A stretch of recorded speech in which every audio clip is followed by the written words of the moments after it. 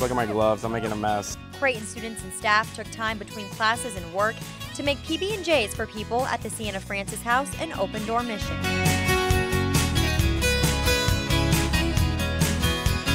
No matter where, you know, what your situation in life, you know, people just want to be treated like people.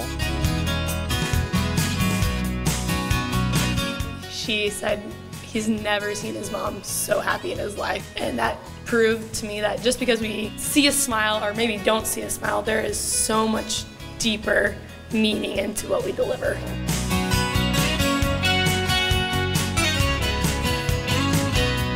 You meet somebody from India, you end up, you know, just being best friends for the week. Toys to these kids who are very disadvantaged from the very beginning. It makes me feel so good that people responded in such a positive way. From 3 News Now and the Omaha World-Herald, this is Omaha Sunday Morning with Jennifer Griswold. Good morning, and thank you for joining us this Sunday for our final Omaha Sunday Morning. We've enjoyed bringing you the wonderful stories from our community, and today we have many more to share, starting with a wonderful story of giving. This past week, students at Creighton University took time between classes to spread kindness by spreading some peanut butter and jelly. The small army of students spent hours making sandwiches for those in need of a meal. 3 News Now reporter Alexa Ray spoke to them as they worked about why they decided to get involved. Making peanut butter and jelly sandwiches one at a time, Creighton students and faculty plan to make 8,000 sandwiches to give to those in need on World Kindness Day. Spreading a little kindness and some peanut butter and jelly. Look at my gloves, I'm making a mess. For the 3rd year in a row, Creighton students and staff took time between classes and work to make PB&Js for people at the Sienna Francis House and Open Door Mission. We just get the bread out of the bag, kind of line it up, and then we pass it down to the jelly people. This is senior Jesus Santiago's 1st year, and he's eager to make a simple meal for those who don't always know where their next one is coming from. It makes me realize how fortunate and how lucky we are, especially going to Creighton. Senior WCM Nashiawi agrees, saying it's an easy way to make a difference in someone's life. No matter where, you know, what your situation in life, you know, people just want to be treated like people. It's a nice break from class, and again, I'm kind of harping on this a lot, but it's doing a good thing. So if you don't have to put that much work into it and you're able to help out the community, that's definitely something I would recommend. With 600 loaves of bread, 600 pounds of peanut butter, and 720 bottles of jelly, volunteers could make up to 9,000 sandwiches, exceeding their original goal. And they're hoping to lead by example and inspire others to take the time to spread a little kindness. It's something to do in between classes or something like that, so it's pretty easy to participate in it. It's just, you know, one day, just stop by whenever you want, not really any sort of sign up. Because you never know what one act of kindness could mean to another. It's cold outside and any bit of food will help. At Creighton, Alexa Ray, 3 News Now. Small acts can make a difference. That sandwich making event again was part of World Kindness Day. We first told you about a disabled Air Force veteran from Omaha almost a year ago. He uses his hobby to help other vets, and that good deed has really taken off. The veteran restores broken TVs and gives them to other veterans who cannot afford them. Since our story, Todd Herring received so many donated TVs, but now he's having a hard time finding more veterans in need. Reporter Maya Sines has this encouraging update. Well, I've got quite a few more TVs since you've been here the last time, and my basement's getting so full it's getting scatterbrained down here. Todd Herring's basement is filled with broken TVs, nearly 160 of them. I check them out upstairs, see what's wrong with them, and then like this one here, I have a note on there what board it needs and so forth. So just when I can find the parts, then I order that part for it, and up she goes. Herring taught himself to repair electronics. From there, an interest peaked. Now he restores broken TVs and donates them to other veterans. I see these guys down at the VA all the time. I see how they walk around with maybe their head hung down. I just want to help them try to get back on track. His philanthropic hobby doesn't just help others, but keeps this disabled veteran from dwelling on the loss of his own leg. It just keeps me 100% busy. Non-stop. I enjoy it. The disability, It's a hindrance in a way, but it doesn't affect my attitude. It doesn't affect my mood. Since we first aired our story, Herring's refurbished another 20 TVs for veterans. But what he needs now are more veterans to give them to, as well as antennas. A lot of veterans that can't afford a TV can't afford cable. So they go over the airway, and I need antennas. Todd is looking for more veterans who could benefit from his hobby. If you have any antennas or TVs that you would like to get rid of, you can donate them to Todd. We have his contact information on our website, 3newsnow.com. We all want our grandparents, parents, ourselves to receive good care as we get older, and there is a federally funded local program making sure that happens. 3 News Now reporter Sydney Gray on how the office is trying to recruit volunteers to help in nursing homes and assisted living facilities. That's like a basketball game. That's a joke. Yeah, totally. 70-year-old Dennis Castor has known Ombudsman John Oltman for 15 years. John looks out for me and everybody. He looks out for the residents. They have problems with the staff or with relatives, or he's kind of like a go-between. Castor says Oltman made it easier for him to get a new wheelchair. He's kind of like a troubleshooter. Talk about the football games and, you know, Girl. Did you watch the volleyball last night? Ombudsman help people like Dennis solve problems. Some of the residents need to have some attention.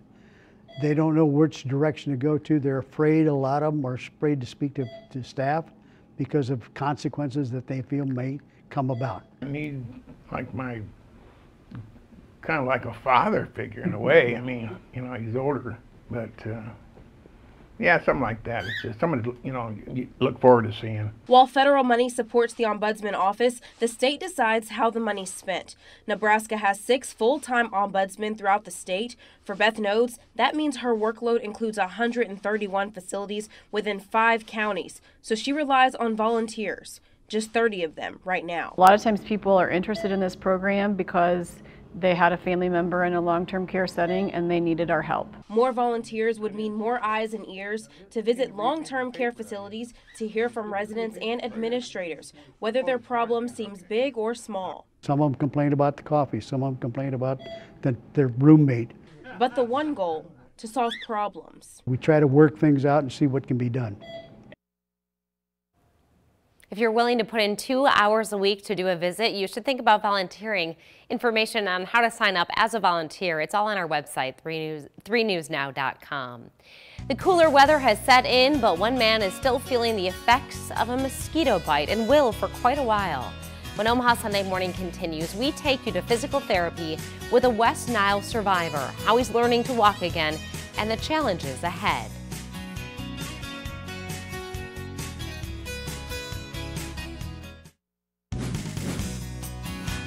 We've had 11 West Nile deaths in Nebraska so far this year. Others have survived. Jim Weaver is one of those survivors. He was diagnosed with West Nile in August. The disease took its toll on his nervous system, forcing him to relearn how to walk. He told 3 News Now reporter Alexa Ray about his progress and the importance of staying positive. Well, I woke up on a Sunday morning and I really wasn't feeling good at all. So about 2 days later, I finally went to the emergency room. Late June, Jim Weaver got the bite, the mosquito bite that gave him West Nile. Doctors officially diagnosed him in August. I was sick enough I could have died, you know, and then all I heard was, you know, you die from West Nile, you know, so it was depressing. I ain't gonna lie. The disease affected his nervous system from his lower back down to his right foot. Now he has to learn to walk all over again. For the last month, Jim has been in physical therapy twice a week to regain strength in his right leg. You take for granted, you know, that you can move your body around, you know, but when you can't do it, it's difficult. For now, Jim is in a wheelchair and is using a walker for therapy. It's hard sometimes to stay positive and keep going. But he says staying positive is the secret to his progress. It's been hard. Considering a month ago I couldn't move my leg at all. And the support of his family is his motivation. Definitely blessed knowing that I could still hug my kids. Jim's physical therapist is Rich Walter. He says 1 out of every 150,000 people diagnosed with West Nile develop a type of paralysis. I've been doing this for a little over 31 years, and I don't remember if I've seen someone with West Nile. That's how rare it is. What's also rare is Jim's spirit. It's making all the difference in his recovery. I haven't seen him down once. He's doing really well. Staying positive to get to his end goal of walking without help by the end of the year. You can get stronger and you can walk again. You know, you can get up and get motivated. So hopefully that's what, like I said, be able to get up and walk here pretty soon. Yesterday, people showed their support for the family at a benefit in Bellevue. After this chilly weekend, our weather will be improving in the week ahead. Temperatures continue warming up and we will see some afternoon highs slightly above average. Thanksgiving Day will be unseasonably warm. The next 7 days will be mostly dry with more sunshine headed our way. To veterans and many others, the U.S. flag is much more than a piece of cloth. It's a lesson kids at Carriage Hill Elementary in Papillion are learning every day. Photojournalist Adam LaRose with the sights and sounds as we go in the classroom. Respect for the flag, honor for the flag, love for the country. Before this year, the only time I really knew Mr. Glenn is that he was the friendly janitor at our school. Let me take this off there. But after this year, I really got to know him, and he's a lot more than that. The Be Kind movement is a school-wide thing. We just want everybody to be kind to each other. And I thought, how will I connect? The flag thing come out of me being not wanting to take the flag down by myself every year. I go to the kids club. I recruited some kids. Girls one day, boys the other day. This happened to be the girls' day. He really takes time to teach us stuff. And make sure the stars are on top. And he makes it kind of fun. Very good. You remembered. I've taught them how to fold the flags, and they seem to enjoy it. He's taught us to respect the flag, to not let it touch the ground at all. Remember triangle? I'm not that good at folding it, but tucking it in is what I like to do. When we tuck it in, Nighty-night. He makes it funny and put it to bed. Makes me feel good, like maybe we're not as lost as we think. There's hope in the future. I see it in the school every day. In the Classroom is part of our commitment to covering education in our communities. You can find that ongoing series on our website, 3newsnow.com. Delivery drivers are busy this time of year putting packages on doorsteps. Of course, that also opens a window for thieves. Up next, who's offering to keep an eye out on your deliveries and what inspired her to come up with the idea? It's a big problem around the holiday season, package theft. In order to help lower the amount of packages stolen, one local salon is offering more than hair services. Moxie Salon and Spa owner Tara Sang has an offer for anyone in the community. Have your holiday packages shipped to the salon, then come pick them up at your own convenience. She says this offer is all about being a good neighbor. It's been caught on camera over and over. Thieves taking packages right off front porches, especially around the holiday season. One local salon is aiming to eliminate those thefts. We're here 6 days a week, open till 8, so I just thought, why not? Tara Singh owns Moxie Salon and Spa and is offering a special holiday deal for anyone in the community. She is allowing people to have items shipped to her salon where she will hold on to them until they can be picked up. This is something that doesn't take any of our time. It's just a matter of going back and finding the package. The holidays are a time of giving, and this is Tara's way of doing just that. Everybody would like something positive, and this is our way of thinking, okay, this is what we can do. She says holding packages for those in the community means a lot to her. When there's that one gift that only comes out once a year and it gets stolen, that might be the one gift that child wanted. Knowing she is keeping special gifts safe from porch pirates. Even a Ring doorbell does not delete the thief taking the package. It just helps them catch them later. For now, she says they will only be accepting packages during the holiday season, but she might expand the offer to other times of year, depending on how this season goes. Great, she's helping out in that way. It's the weekend before Thanksgiving, and people are getting their meals planned and prepped. It's fitting that today's CBS Sunday Morning issue is all about food. We'll have a preview next.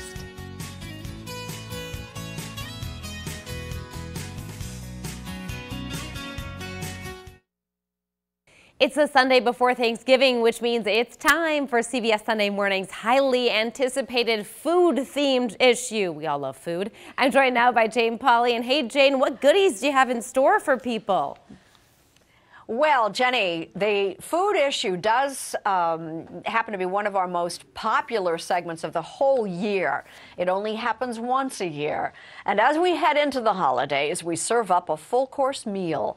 Beginning at the beginning, we start with breakfast, my favorite meal of the day. Frankly, no matter what time of day, but maybe not all day, every day. Here's a clip from Susan Spencer's cover story. The assignment was basically to eat nothing but cereal for an entire week. And sure enough. And so was born a serial eater.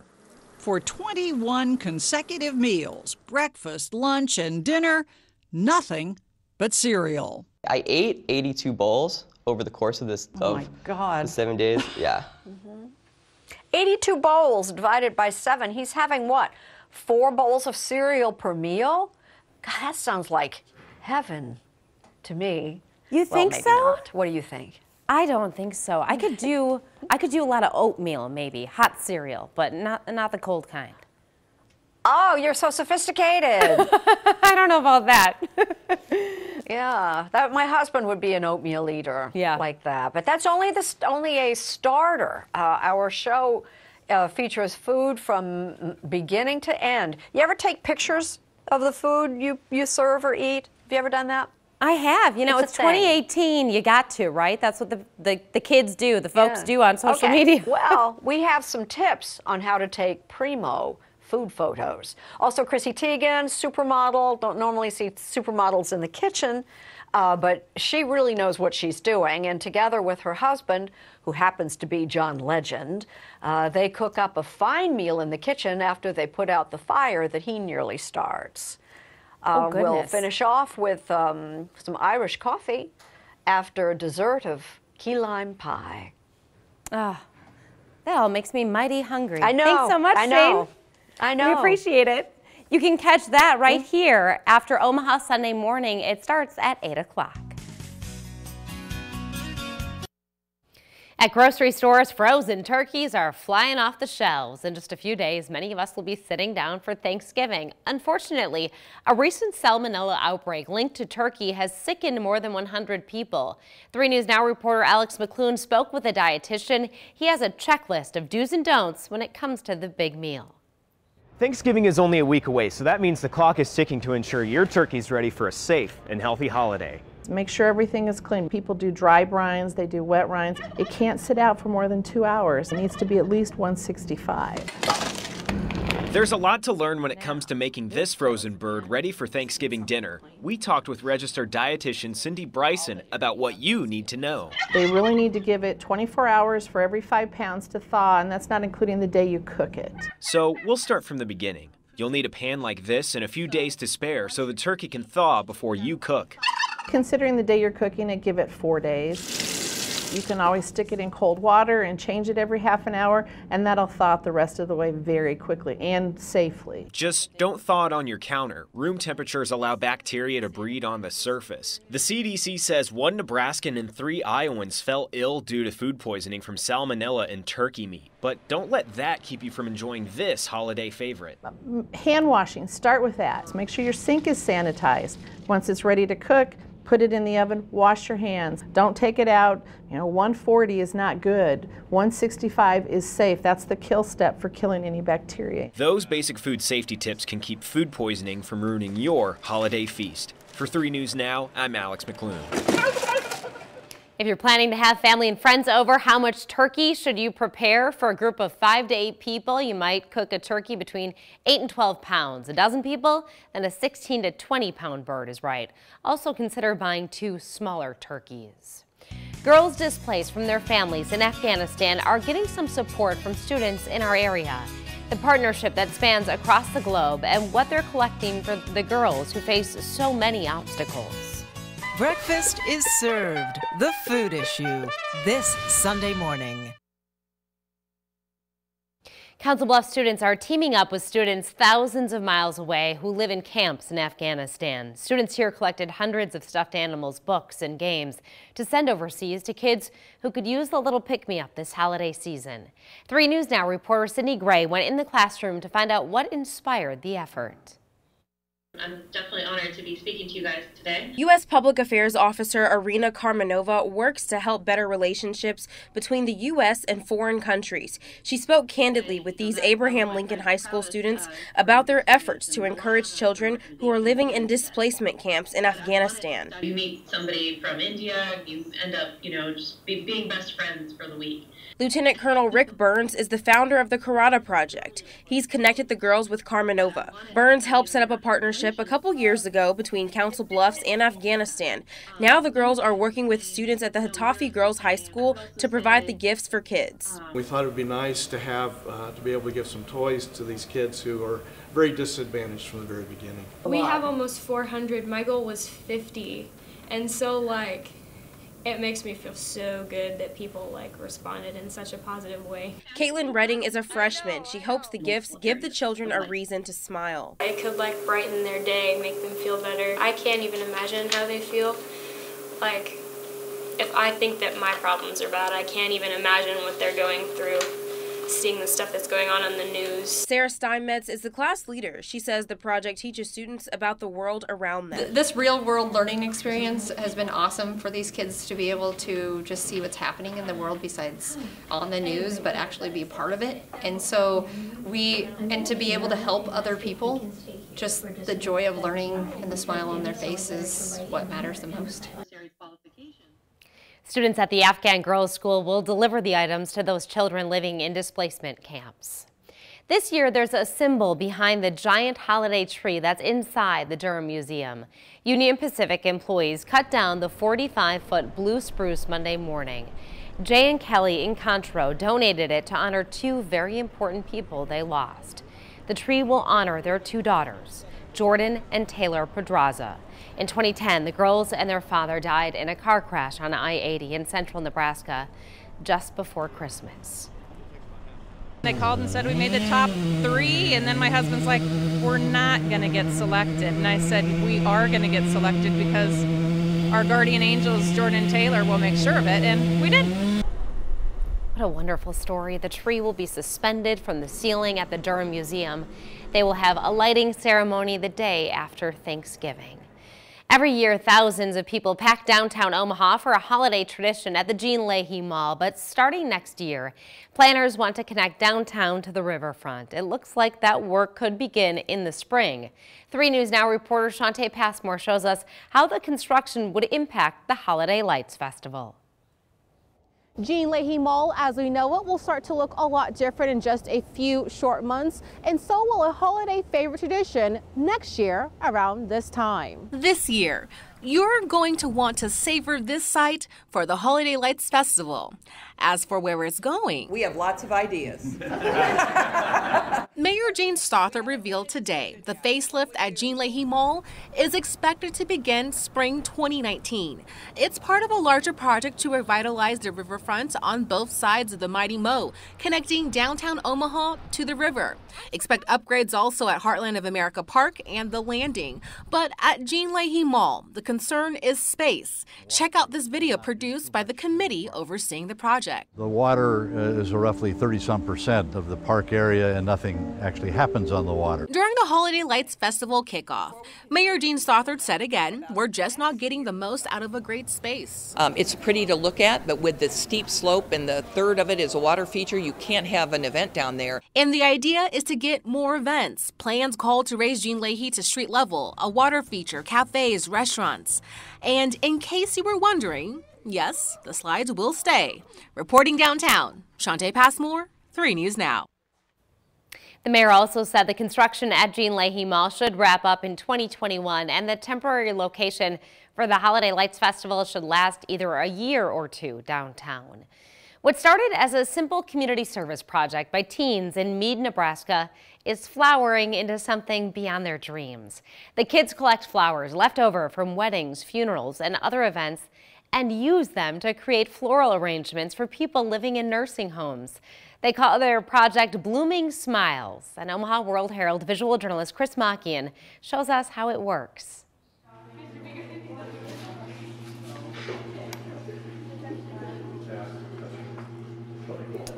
Blooming Smiles has been honestly a light in my life. Walking through the hallways every day, yeah, you can make people smile, but here on a weekly basis, give or take, we're able to make the days of like 30 people, 40 people, 50 people at a time. Elephant ears. And we'll try to recreate another arrangement. About 2 years ago, I was working with some of the FFA students on floriculture, and that's just the study of plants, flowering plants. And they were getting ready for a contest. And then it's done. So we ended up having a dinner party at Brad's house, and he proposed this idea to us. We thought it was a little crazy at the beginning, but we went with it. We thought, well, maybe we could give away flower arrangements. And so one thing led to another, and we started talking to different people who would donate flowers. A funeral, a wedding, or anything in between. And we cut them to give them a fresh cutting so they stay fresh longer. And then we rearrange them into usually smaller arrangements and then hand them out to random people in the community or to nursing homes or to even hospitals. And we got our first delivery of flowers within 2 weeks, and that's kind of how it took off. These houses here, the house here. On random doors throughout town, they said, okay, this group of kids go take the northwest corner of town, someone take the southeast, go knock on as many doors as you can and pass these out. So it was all random and who was home. Total, we've delivered probably close to 600 arrangements, so that's 600 days made. Had a couple of the older gentlemen cry when we bring them flowers because they don't get visitors, and we're one of the few people who come to visit them, and they've never gotten flowers before. We've had people sit down and tell us stories, ask us about our days, ask us what we do in FFA, and we've had some people who are like, oh my gosh, this is so great, and they hug us and... Well, that was nice. Yes. Well, you enjoy them and have a great day. Thank you. You too. When we first started, so we were just starting to get the hang of going to people's houses and how to have conversations. And we went to a lady's house and delivered her some flowers, and she kind of had a not inviting expression, look on her face. She was kind of like, okay, I'll take these because you're giving them to me type of look, not a thank you type of look. And we kind of walked away. We just laughed. We're like, well, maybe she'll enjoy them later. Well, that was on a Friday, and the next Monday at school, we came back, and it was actually the mom of one of the kids at school, and he came, he's like, so did you guys deliver some flowers to my mom the other day or something? And we're like, yeah, we made some arrangements, and she was one of the lucky members or whatever. And he was like, you don't understand how happy that made her. And she said he's never seen his mom so happy in his life. And that proved to me that just because we see a smile or maybe don't see a smile, there is so much deeper meaning into what we deliver.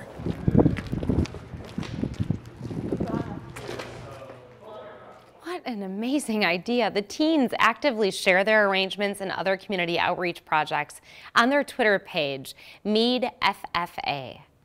It's a condition that affects so many, especially our servicemen and women, and finding the right treatment can be a struggle. Now one PTSD survivor is using his story to help others on a similar path. His story when Omaha Sunday Morning continues. We know that all too often the horrors of war follow our service members home. Nick Rucker is an Afghan war vet who at one point suffered from severe PTSD. He's gone on to become a CrossFit ace and a bit of a regional celebrity on the country music scene.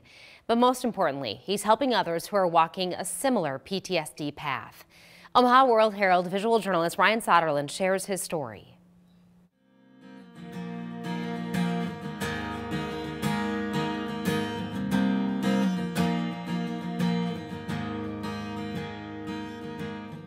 Music saved my life ultimately. I was at a point where I didn't want to live anymore, and was drinking myself to death, and music was always something that was there, that was the constant variable that was always bringing me out of the darkness.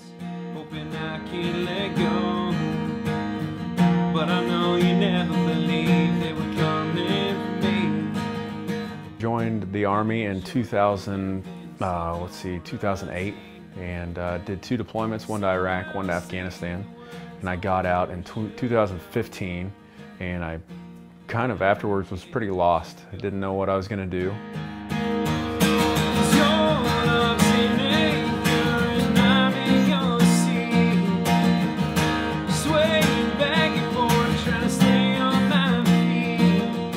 Another big thing that I'm thankful for is my family, and I remember whenever I ended up in the emergency room with alcohol poisoning, and they were the ones that were there whenever I woke up, and my grandpa, I remember him saying like it was yesterday, "It's time to get your shit together."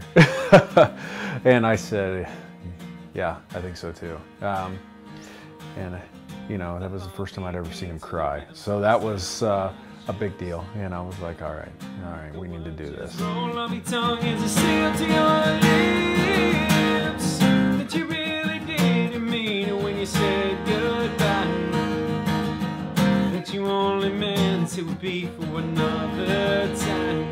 After that, then I decided, hey, I've got some issues I need to address. I checked myself into rehab, and while I was in rehab, I kind of reignited that love that I had for music. I had my guitar with me. I started writing a lot of songs and going from there. And I got out after 28 days, and I basically had a new lease on life.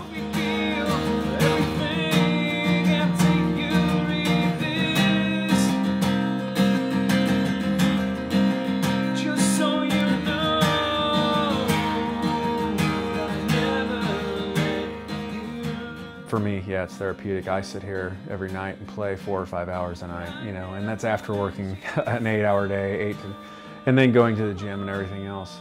And it's just one of those things where you're like, wow, you know, this is that thrill that I got from, you know, whenever I was drinking all the time, you know. But this is natural, you know. This is a natural high that's happening, and to me, it's like I want more of that. No rhyme or reason is gonna do this. You know that I hope you feel everything. 'Cause you're obviously maker and I'm in your seat. Those are the things that I'm thankful for, and everybody, you know, that listens to my music. And because I remember whenever I first started, not a single person would listen to my music, and I had to pay people to let me play. So I'm thankful for everybody who listens now.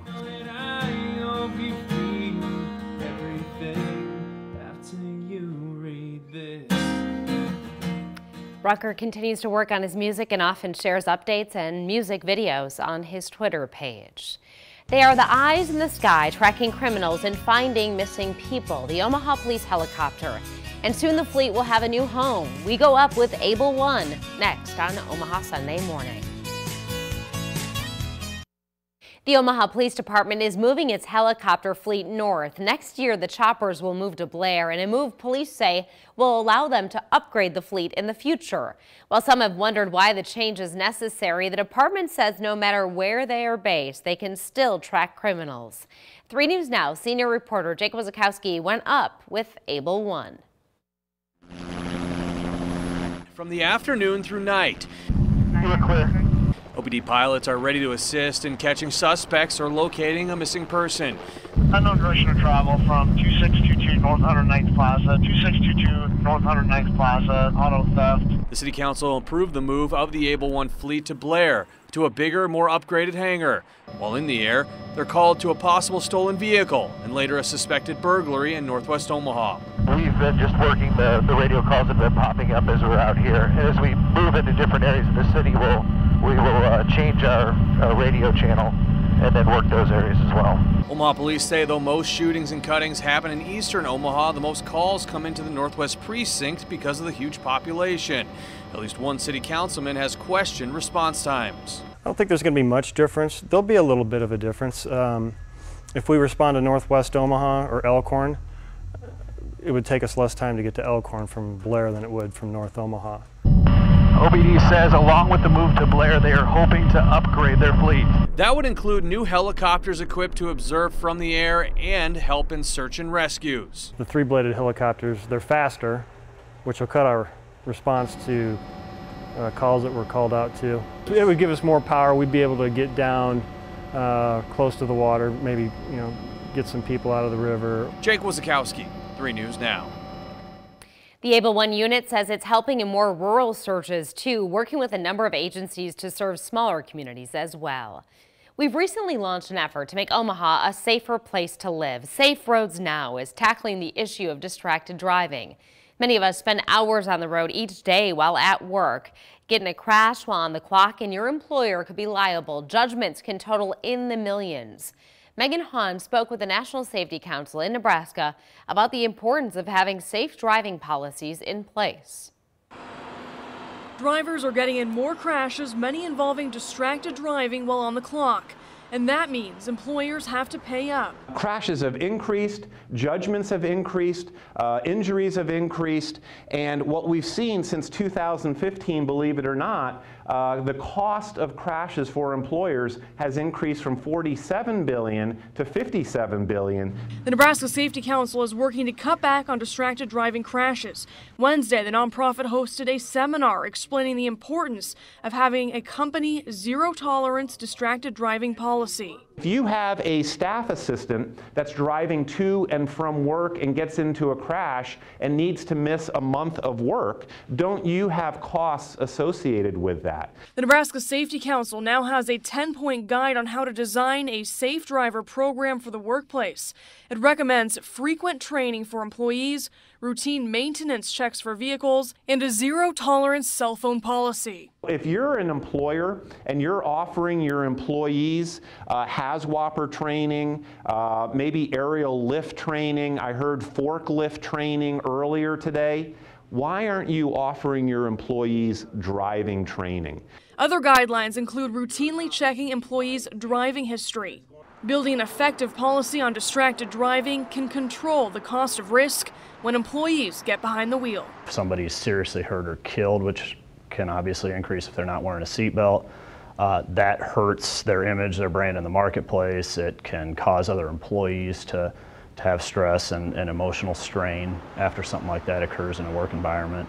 For Safe Roads Now, I'm Megan Hahn, 3 News Now. Distracted drivers are increasing the risks of a liability lawsuit and costly verdict. On top of that, they are driving up the cost of your insurance.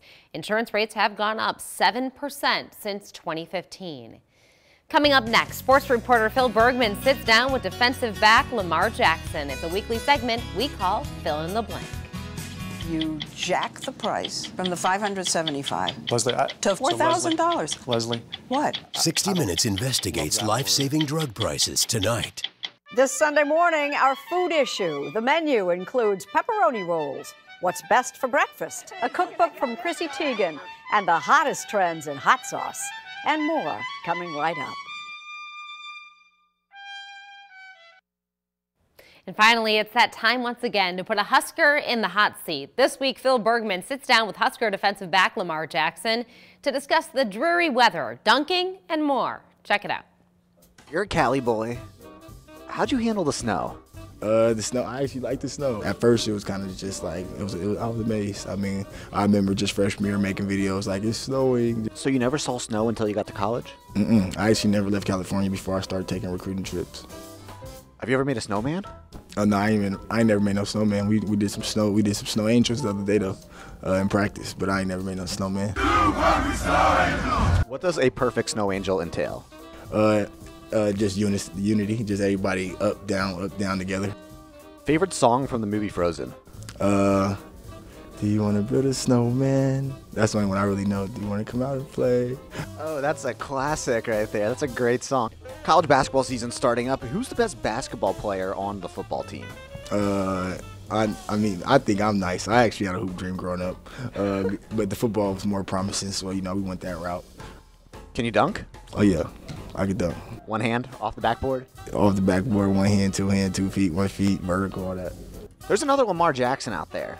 Plays for the Ravens. Who would win in a one-on-one competition between Lamar Jackson and Lamar Jackson? He's super fast, but at the end of the day, me being who I am, I'm going to get with him. Hey, Lamar, thank you so much for joining us, and this was Fill in the blank. And with that, we come to an end. I know I speak for the whole crew when I say we have enjoyed the opportunity to bring you these stories every week, and we'll continue to tell the stories that highlight the great people and events that make Omaha so special in our other newscasts. Thank you so much for tuning in and sharing this hour with us week after week.